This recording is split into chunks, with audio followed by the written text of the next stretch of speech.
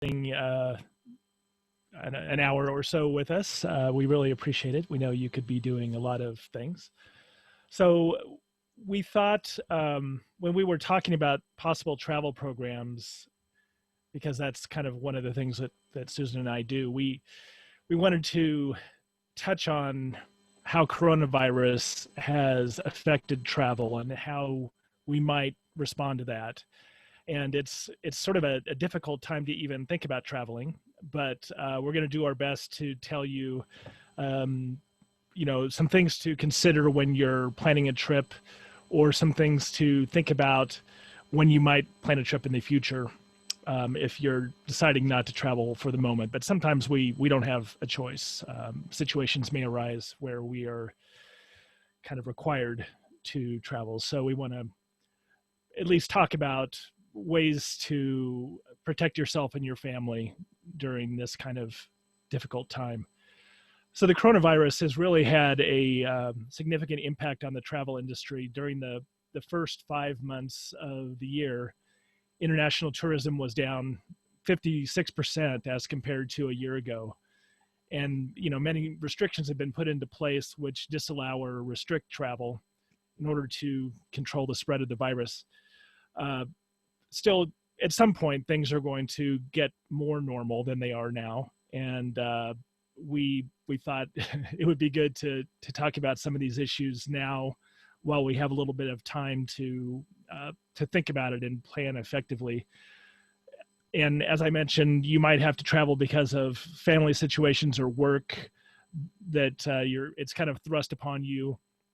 So it's good to be prepared, basically. So what we'll cover today is what you might want to know before you go, what you might want to pack with safety in mind, getting there, staying there, and getting around while you're there, as well as eating and strategies for doing that.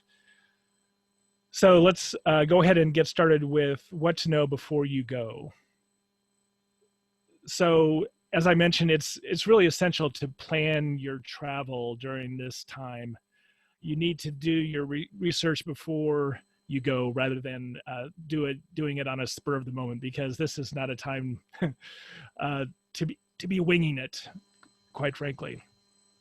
So the safest vacation really would be one that you kind of do a staycation, staying at home. Postponing your big trips is probably the wisest course of action if you have a choice.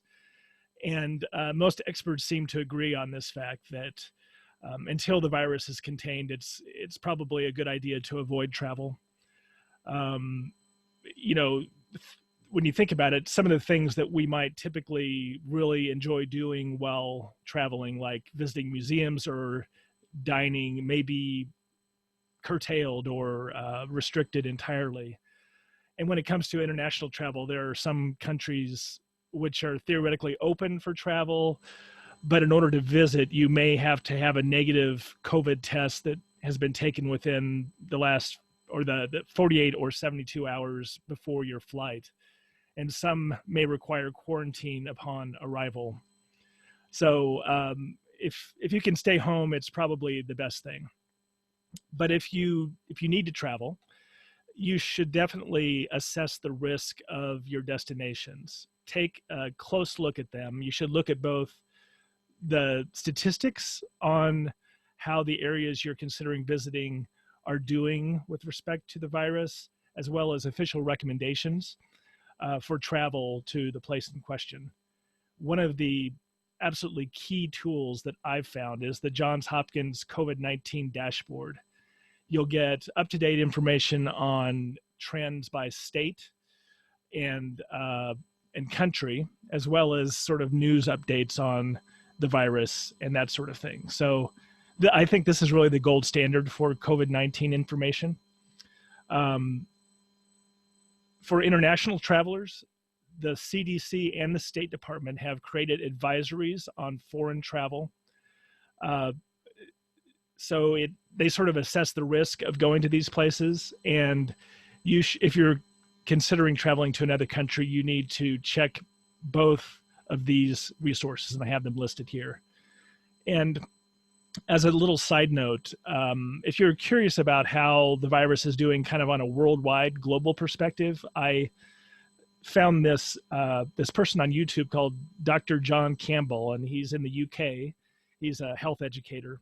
He's really a good source of information. He looks at the latest developments in the virus, whether it's the vaccine or how different countries are doing, and he breaks that down in sort of plain language.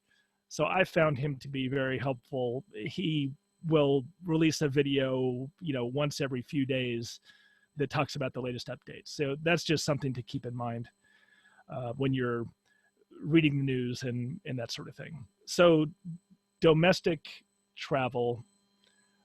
No, I'm sorry. Moving on to the next slide. With domestic travel,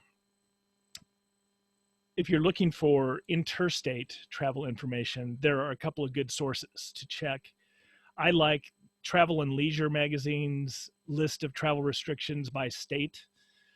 It's very easy to read. I mean, the information is complex, and it's rarely the same from country to country, or state to state, I should say, in the case of domestic sort of locations. But I like theirs. I like NBC News has a list of travel restrictions by state, and some cities, of course, have their own restrictions, and both of these will cover those as well, both the Travel and Leisure and NBC News.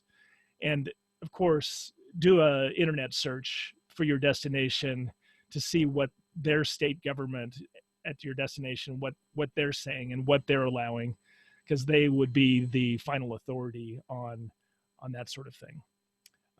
International travel as compared to domestic travel is much more complicated. Kayak.com has a list of restrictions on international destinations. It's very thorough. And another source that you might try is the International Air Transport Association. They frequently update they have this map with international destinations and restrictions for entry. So that's another one to look at. So the kind of information you'll find is like, if you're thinking about going to Egypt, you can, but you must have a negative PCR test certificate issued within the 3 days previous to your flight. You'll have your temperature checked on arrival, and you must have documentation of a valid health insurance policy to present at the airport. Now, keep in mind, Egypt is considered one of the open countries as far as U.S. tourists. So you can imagine how much more locked down it would be at a more closed destination. So moving on from risk assessment to travel insurance. So it's usually a good idea to have travel insurance of some kind, and it's particularly the case in COVID, as you never know when a destination might become a hot spot. But as we all know, insurance companies are for-profit organizations, and they usually will try to minimize their financial exposure. So a lot of the run-of-the-mill travel insurance policies don't cover cancellations related to COVID-19. So what you want to look for is a cancel for any reason travel insurance policy, and that will give you coverage in case the coronavirus interferes with your travel plans. And trip interruption coverage is something to ask about too when you're looking for this kind of thing, because if you have to cut your trip short because someone has taken ill, or maybe the next country you're planning to go to or state has suddenly locked down and you're not able to go there, it's good to have that sort of trip interruption coverage. As I was looking through this information a couple days ago, I found a website which lets you kind of put in your travel plans, like the dates and how much you anticipate it will cost for the whole trip and that sort of thing. And it will kind of, they're acting like a broker, I guess, and showing you a bunch of different options and the prices for your trip under those different policies. So that site is called squaremouth.com, squaremouth.com. So that's something to keep in mind. And the last thing I'll say about travel insurance is if the country you're interested in visiting is listed as a level 4 country by the State Department on that list that we talked about earlier, you may not be able to get insurance at all. So there are some level 4 countries, for example, like Russia, Brazil, and the Bahamas are currently listed as level 4, and you wouldn't be able to get travel insurance, even if you might be able to go. So moving on from what to know before you go to what to pack before you go. So I thought we would talk for a moment about masks, and when possible, try to use N95 disposable masks. These have been in pretty short supply, though, ever since the virus took off here in the United States. So as an alternative, you might look for KN95 masks, which are similar in terms of protection. They're just certified by the Chinese government instead of the United States government. And the 95 and the N95 and KN95 means that they'll filter out 95% of particles larger than a certain, like 0.3 microns. So, so keep that in mind. Those are your best protection, especially if you're on a flight in a crowded situation kind of thing. I want to mention that there are respirator masks that have one-way valves, which when you breathe out, the air coming out is not filtered. So if you're infected, you might infect someone else because your exhalations are not being dealt with. So some airlines don't allow these to be worn on the plane. So if it looks like your mask has some sort of a little valve on the side of it or on the front or the bottom, you probably don't want to use that. You just want a straight N95 or KN95 mask. So as I mentioned, you might want to have a 2-mask sort of approach. So for crowded situations, like if you're in line for something, or you're on the airport, on the airplane, or in the airport when you're fairly close to people and you're in an enclosed area, the KN95 or N95 are great. But for everyday walking around outside and that sort of thing, just a standard surgical mask that's disposable would be fine. You could use reusable masks, of course, but you have to figure out a way to clean them and dry them. So I've listed a few mask sellers that I found online. I haven't purchased from any of these, but these seem to be a little less sketchy than some of the ones I was reading about on Amazon.com. It's hard to tell on there what's a good mask and what's not a good mask, but these seem to have the real thing from what I could tell. And so that's masks. Moving on to hand sanitizer. This is pretty straightforward. The hand sanitizer that you've been using here at home is great for on the road. As long as it has 60% alcohol or more, you're in good shape. I would avoid the sort of natural hand sanitizers that don't use alcohol as their leading ingredient. If they use like tea tree oil or something like that, maybe keep those for non-coronavirus times.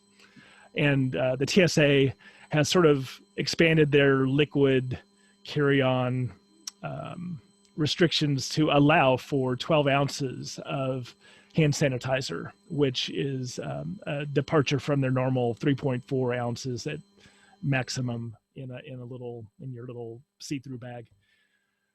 Finally, on the next slide, disinfecting wipes. A lot of us use disinfecting wipes here, and it'd be a good idea to pack some of those for your trip.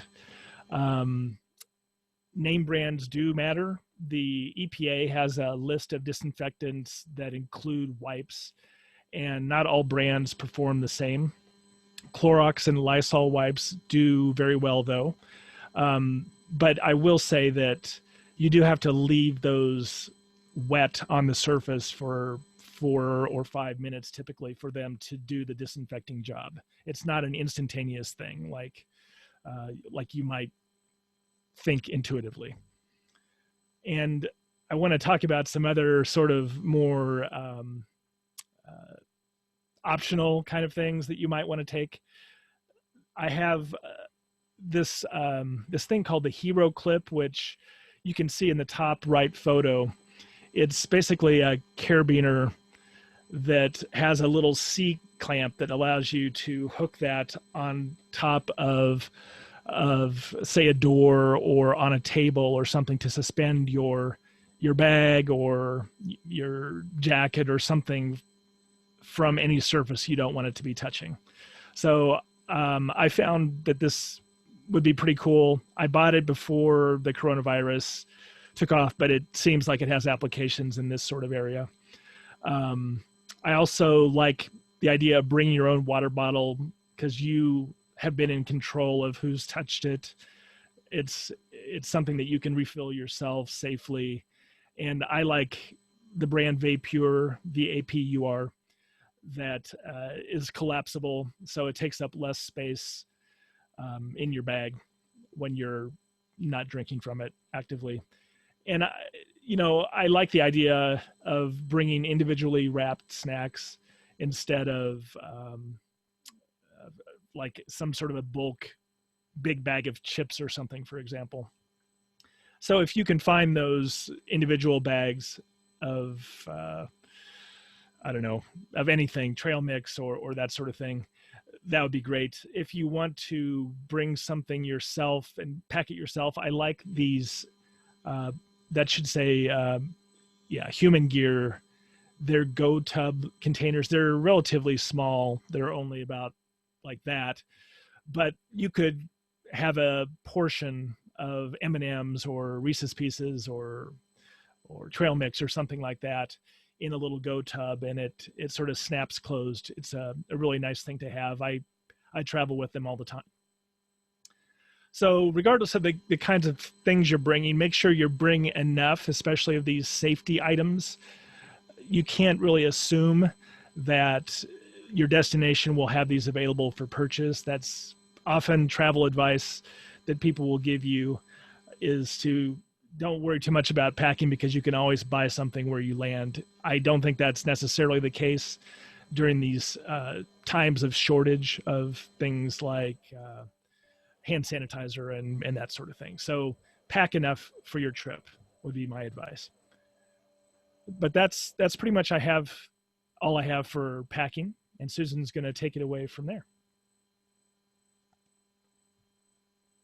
All right.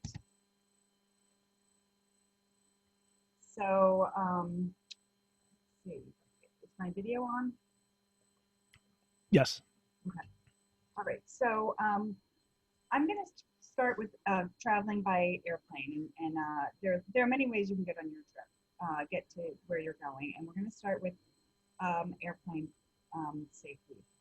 And there are a lot of questions, and there are not a lot of definitive answers when it comes to the safety of air travel. So I will put that out there to start with. Air travel requires spending time in security lines at the airport, sitting in a terminal, sitting on a plane for an extended period of time with close contact with people you don't know, and lots of frequently touched surfaces. So there are a lot of risks involved in traveling by air. There have been recent studies that have been published too.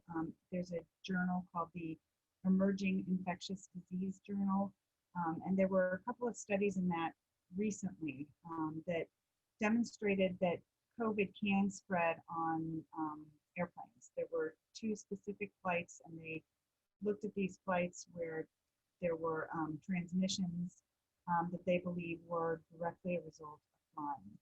And so while the risk of transmission is low, it is possible.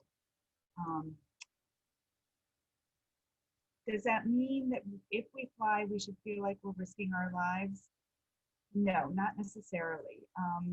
a statistician at the Massachusetts, at MIT Sloan School of Management, tried to quantify what the odds were of becoming infected with the virus while on board a 2-hour flight.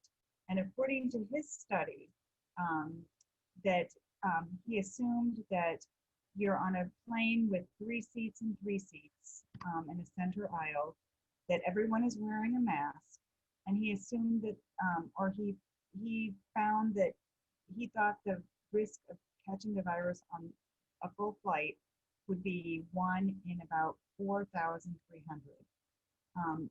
This is assuming that the virus is only transmitted within your row, and that the seat backs in front and provide some protection for the people around you. He said if the middle seat is vacant, then the odds fall to 1 in 7,700. And he pointed out that there are 3 things that have to happen in order for you to get infected on an airplane. Number 1, there has to be a person on board who is COVID positive and is contagious. If there is such a person on your flight, assuming that they're wearing a mask, which is a pretty safe assumption given that that's required on all major airlines right now, then the mask has to somehow have failed to prevent the transmission. And finally, that person would have to be close enough to you in order for there to be danger that you could suffer from the transmission.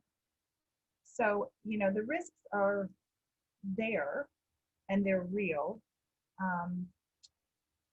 But, according to the statistician, it's not, that if there's somebody on the plane, you're automatically going to get COVID. So that said, I do want to talk about starting with airport safety. So in every scenario that I'm going to be presenting, please know that the 3 top things that you have to do is number 1, wear a mask. Number 2, avoid touching surfaces. And number 3, have a safe distance from other people. Those are the 3 most important things you can do to avoid the risks associated with picking up COVID while you're flying. So that said, there are certain things you can do in addition to that to reduce your risks. When you're at the airport, one of the most important things you want to do is avoid touching things. So you'll want to try to use the touchless bag check if that's available at the airport. I know it is for a lot of the airlines that are there. You will also want to make sure that you download and have your mobile boarding pass, or that you printed your boarding pass at home, and that you have it out and ready to scan so that it's straightforward and easy to check your bags. Security is another, probably the biggest area of risk at the airport. When you're at waiting for security, you're standing in line, you're placing your luggage in bins, you're removing your face covering so that you can verify who your identity is. And so what you want to try to do when you're in security is to speed the process. You'll want to wear slide-on shoes because those are easy to remove and easy to put them back on. So that will speed the process at the scanning, security station. Make sure you're wearing socks so that you can avoid bare feet on the airport floors. If you get TSA pre-check, then you're even faster in your line. You won't have to do the body scan, and you can move through security much faster. Carry a spare mask and gloves just in case you take your mask off and you need to put a fresh mask on that's clean. You'll also want to take as little luggage as possible. You'll want to try to speed the process by not fiddling with a lot of carry-ons and different bags when you're going through security. And then always be prepared. Make sure that you've got your ID out and it's ready to go. Some people even say to put your ID in a clear Ziploc bag so that it's not being touched by somebody else. You also want to have your boarding pass with be ready to go. Try to avoid metals. Don't wear a belt, don't wear jewelry, don't wear garments with fiber trim. I mean, the whole goal is to try to get through security as fast as possible to avoid the amount of time and exposure to the TSA agents and the other passengers that are in line with you. Jackets and hats tend to slow the security process as well, so avoid having those. And then make sure you know the rules. Computers need to go through X-ray, have them out and ready to go through. Liquids and gels need to go through X-ray. Empty your water bottle before you get to security. And as Mike mentioned, TSA is allowing the 12-ounce bottles of hand sanitizer in the carry-ons.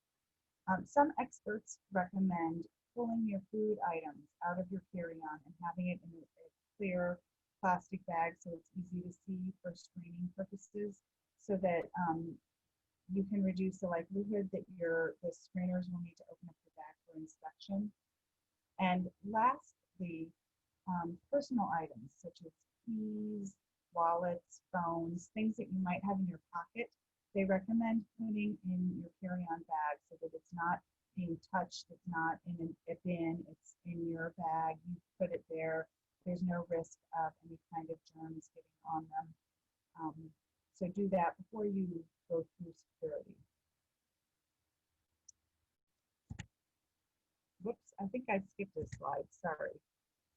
We'll go back on the airplane.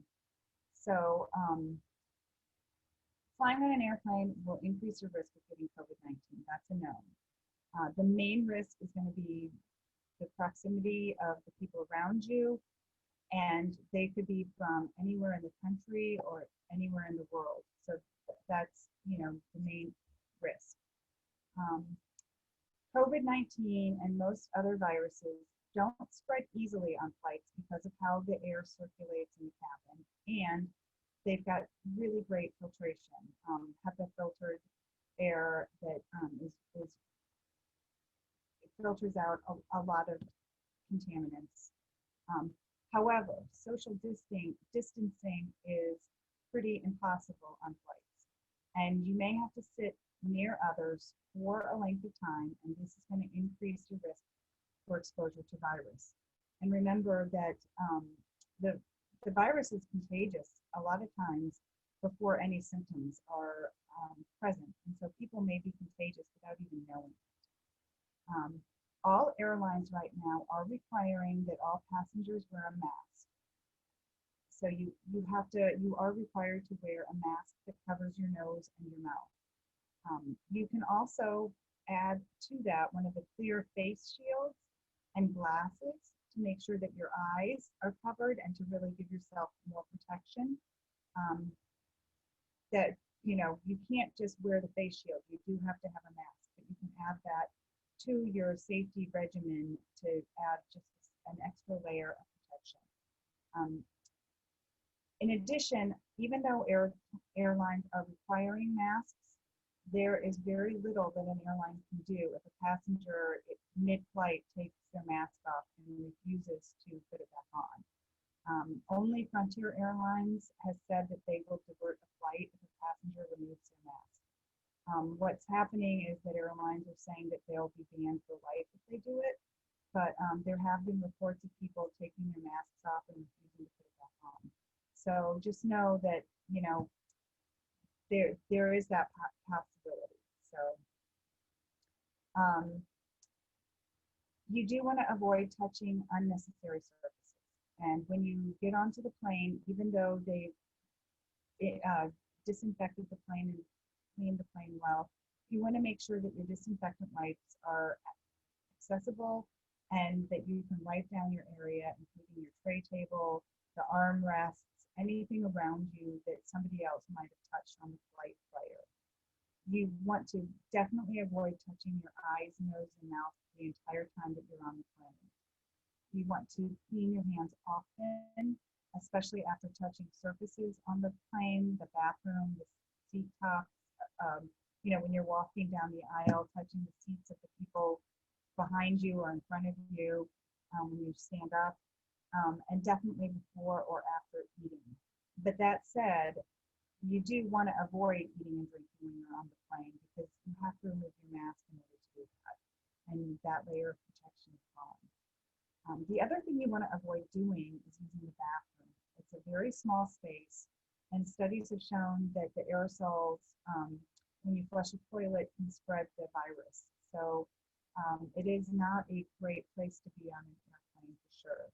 So if you can, make sure to use the bathroom at the airport before you leave and try to hold it until you land. Some experts recommend upgrading to first class or business class if you can. That gives you a little bit more personal space. There are some airlines that are saying that as of right now, they are not booking the middle row of seats, and they're keeping their flight capacity at 70% or below.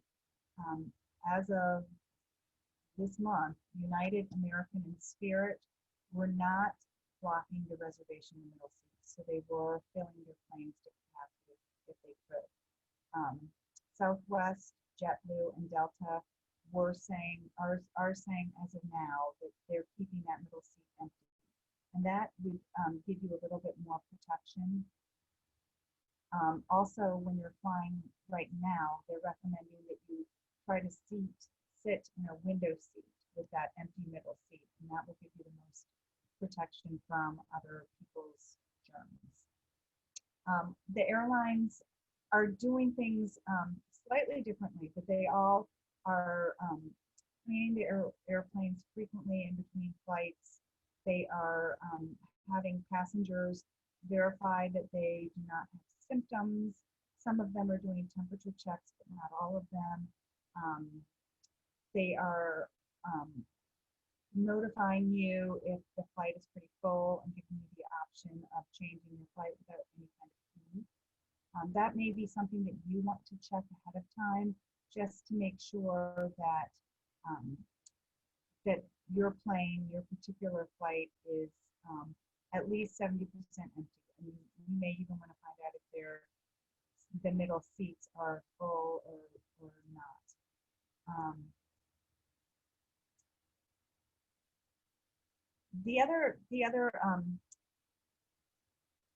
Another thing I want to bring up that I don't have a slide for is traveling by train, and that's another option. It's similar to airplanes. You're in a closed space with other people, so there are risks involved. However, there is no middle seat on a train, and so there is you do have the ability to social distance more on a train than on a plane. In addition, if you're taking an Amtrak train, they are limiting their bookings so that passengers traveling alone will automatically have an empty adjacent seat. Some of the experts that I have, medical experts, said that they view taking a train as being more safe, less risky than flying. But they all agree that driving in your own car by yourself or with people from your immediate household is the absolute safest way to travel right now. The only risks that will occur is when you stop for gas, to use the restroom, or to get food. In addition to where you're staying, your destination. So when you are traveling by car, you want to make sure you have a safety travel kit or some kind of a bin that has hand sanitizer, easily accessible, sanitizing wipes, sanitizing spray, extra face masks, gloves, and even a thermometer, so that while you're traveling, you are able to take your temperature if you're not feeling well. The goal here is to keep yourself safe, but also to keep from spreading it to others. You also will want to pack your own snacks and drinks because you want to avoid as many stops as possible. The more stops, the more you're exposing yourself to other people and to the possible contaminants of contamination of COVID. However, you are going to, depending on how long your road trip is, you're likely going to have to stop, get gas, use the restroom, possibly get something to eat.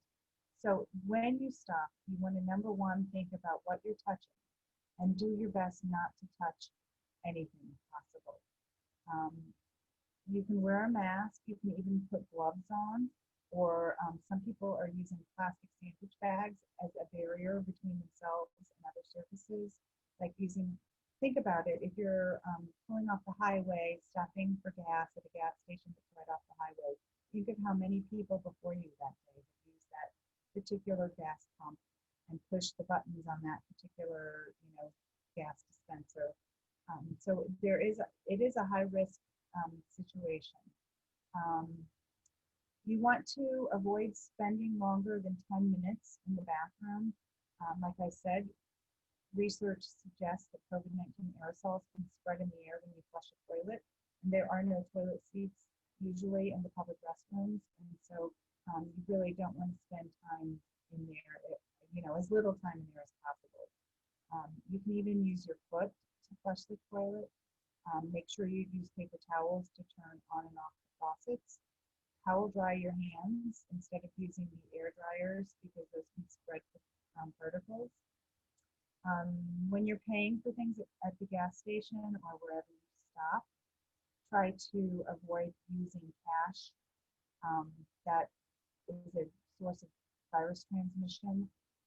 And if you can, try to use touchless payment like Apple Pay or something like that if it's available. When pumping gas, the experts recommend putting gloves on with your mask before you exit your car. And then when you're done pumping, properly remove the gloves pulling them from the outside and throwing them away before you even get into the car, and then sanitizing your hands after you get into the car. And then on the gas pumps, instead of using your fingertips, they recommend using your knuckles, and then making sure to sanitize your hands then. You can also use a stylus and push the buttons using a stylus so that you're not actually touching the pump keypad. But given the choice, definitely pay at the pump rather than going inside to decrease your interactions with others. And at the end of the process, sanitize your hands, 20 seconds, rub your hands real well and thoroughly to try to get any germs that you might have picked up off of them. And then finally, when you're stopping for food, you will want to try to use the drive-through or curbside to pick up your food rather than going inside. We have downloaded apps to a lot of our favorite restaurants, and we'll order as we're driving and pull up and do curbside pickup. And it's an easy way to order your food, pay for it without going in, and they bring the food out and put it right in the back of the car. And it's absolutely no touch, no risk. So what is the safest way to travel right now? Well, the MIT professor that did the statistics on the safety of flying, he expanded his analysis of airline travel for Condé Nast Traveler and did a statistical analysis of that versus traveling by car. And he found that statistically, driving during COVID is safer than flying, even after factoring in the risks of accidents. In addition, medical experts agree that those who were asked about the safety of travel agreed that travel by car was by far the safest way to travel right now for both kids and adults. So I know sometimes you do have to fly. If you take the precautions, you'll probably be okay. But if you can get there in a car, it's probably a safer way to go. So once you get there, no matter where you're staying, the primary concern of staying away from home is coming into close contact with an infected person. The probability of doing that is higher when you travel. And just remember that a person with COVID-19 can spread the virus before even developing symptoms. So one piece of advice from infectious disease experts is that if you have to travel from the start, you must assume that everybody around you may be infected, including yourself. So just make that assumption so that you are as cautious as possible. And then assuming that you're not camping or staying in a mobile home, there are really two options in terms of where you stay when you travel. You can stay at hotels, or you can stay at vacation rentals, home rentals, Airbnbs, that type of thing.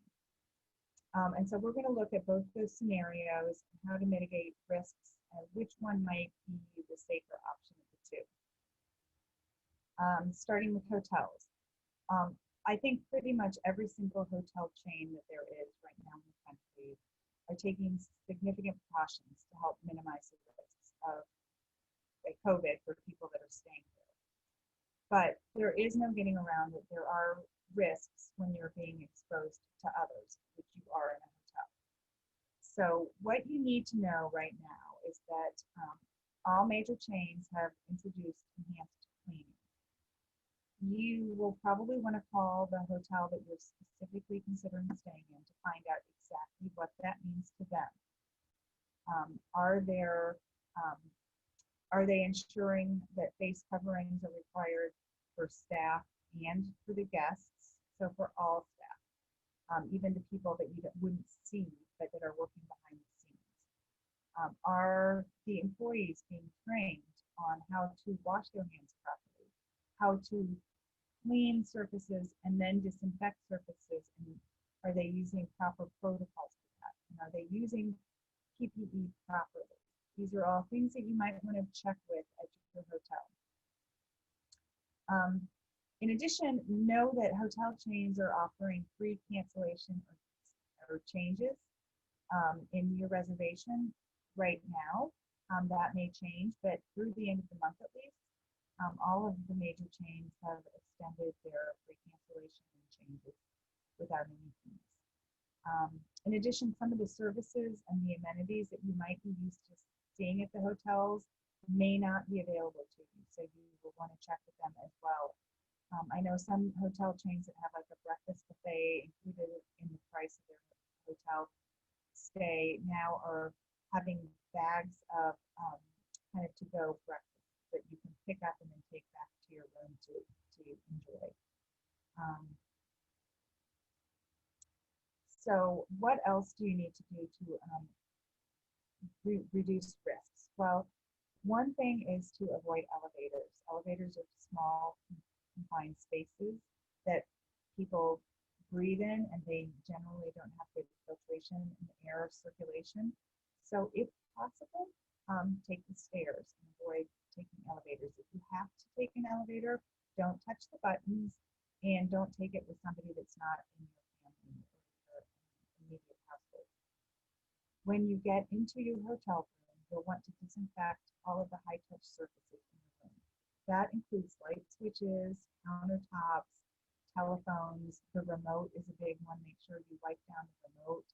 Desk surfaces, bedside tables, that in the bathroom, the spigots and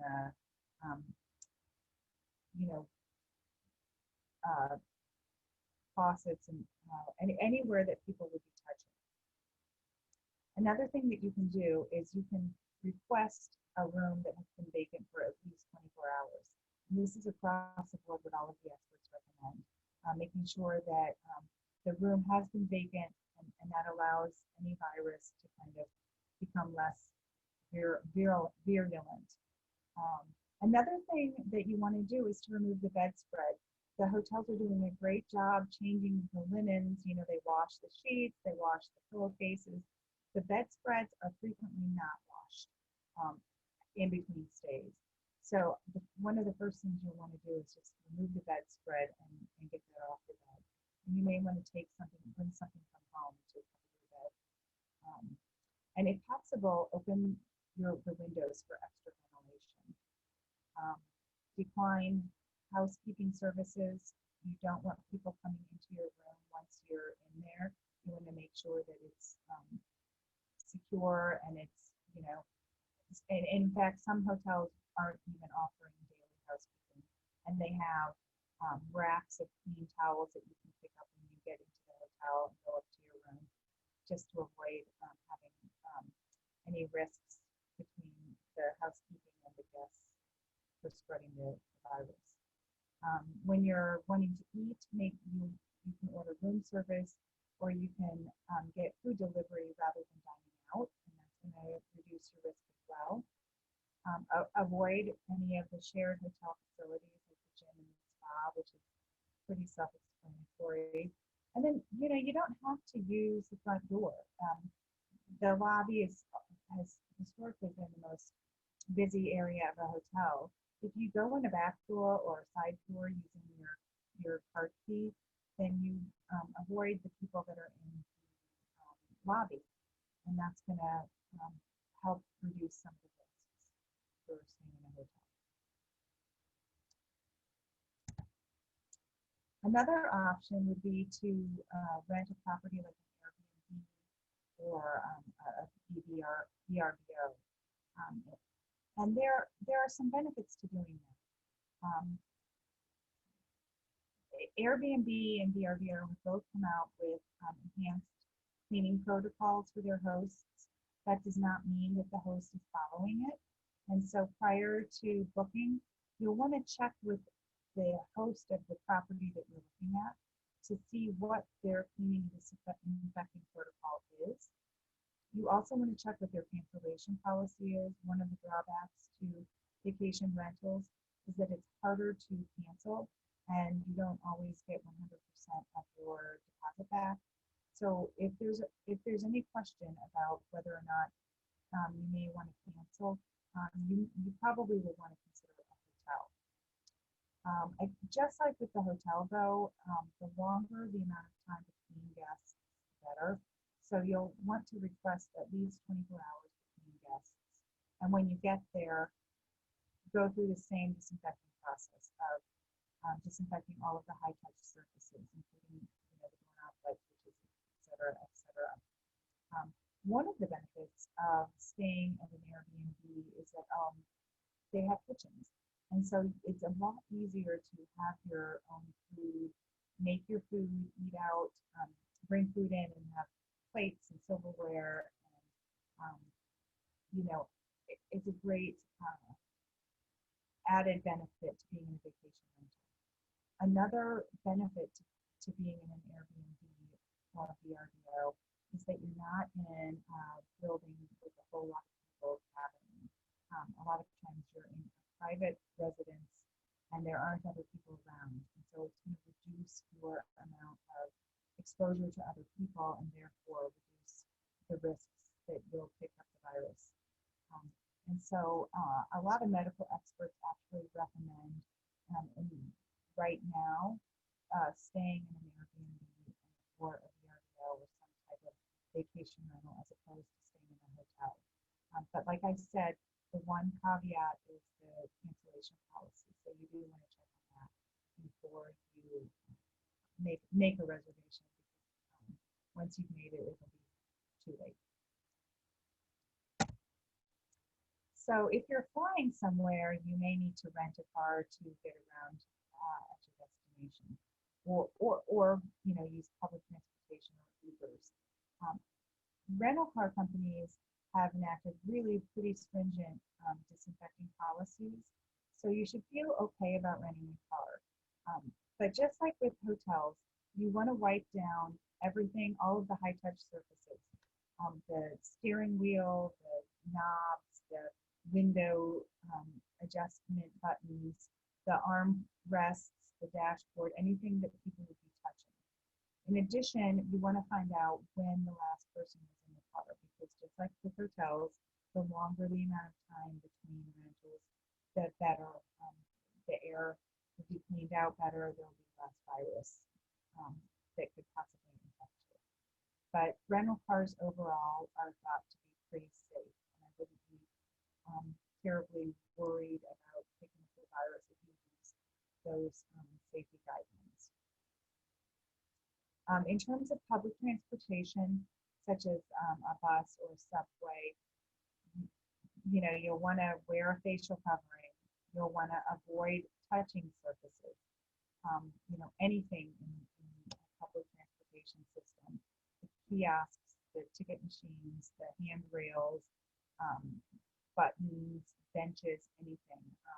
And if you do touch them, make sure that you disinfect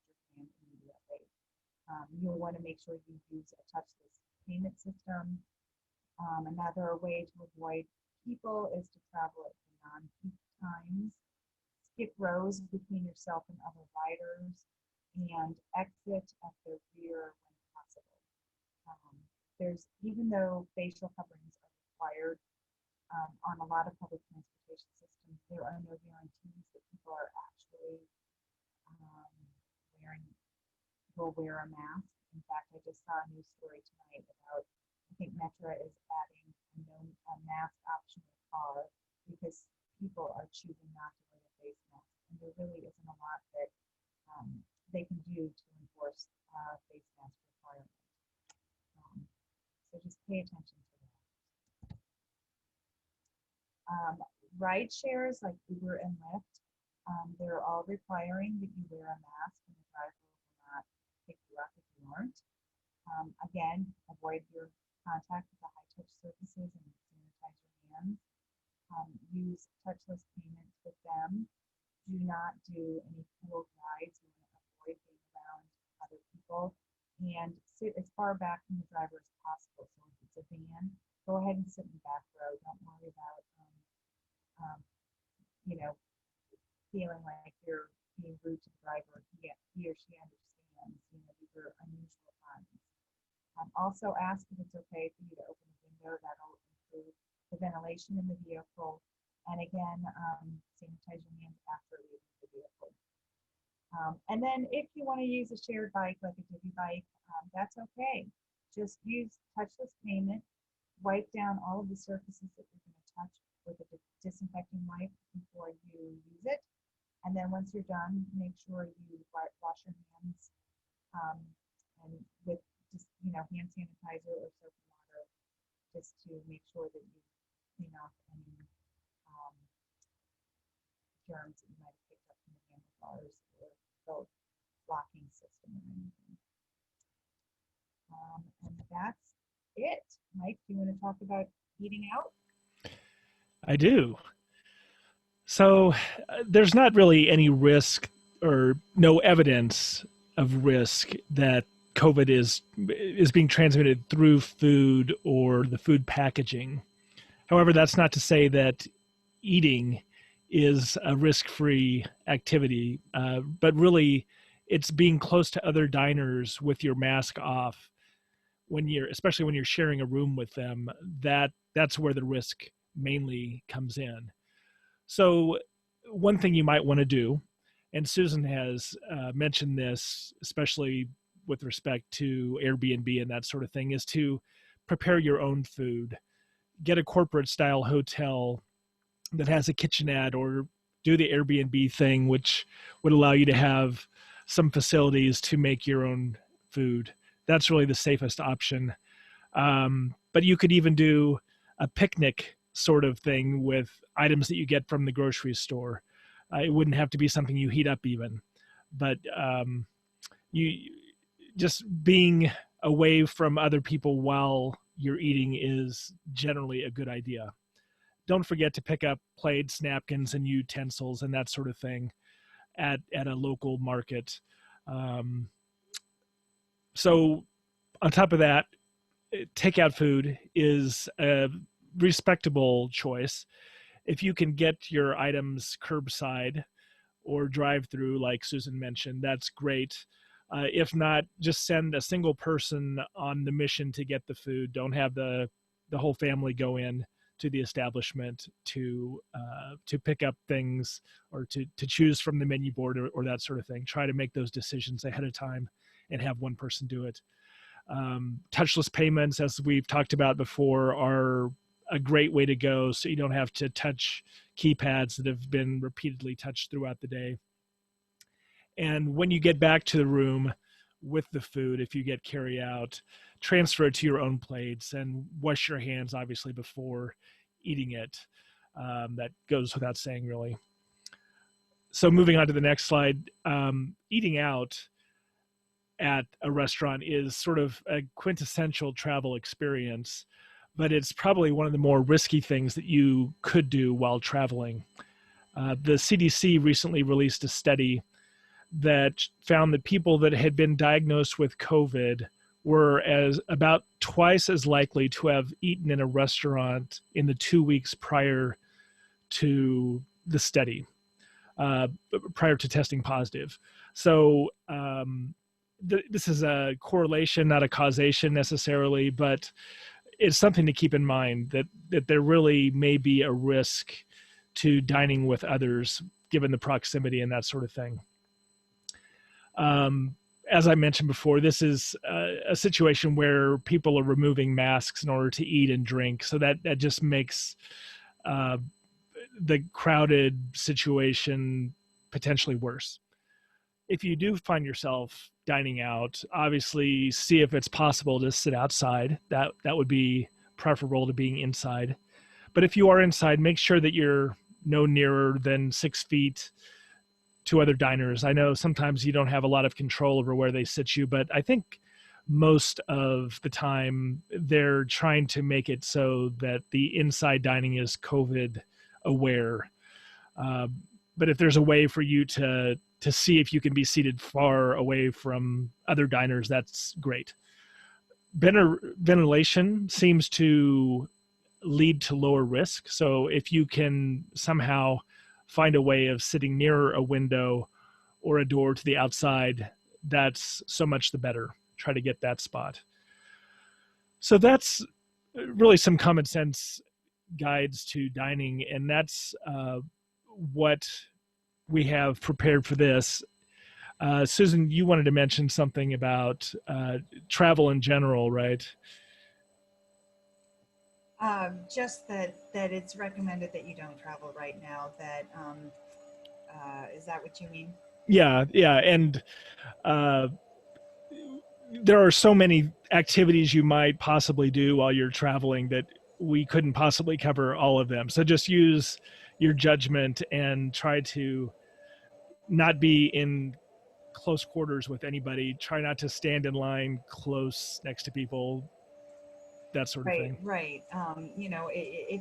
It's always better to be outside if you're going to be with other people. So, activities that are outside are better than indoor activities. And then trying to avoid standing in lines or standing close to other people. But we couldn't cover all of the things that you might be doing when you're traveling. So just use common sense, wear a mask, keep 6 feet away from other people. When you're indoors, try to avoid being around other people at all. I think those are pretty common sense approaches to staying safe. So were there any questions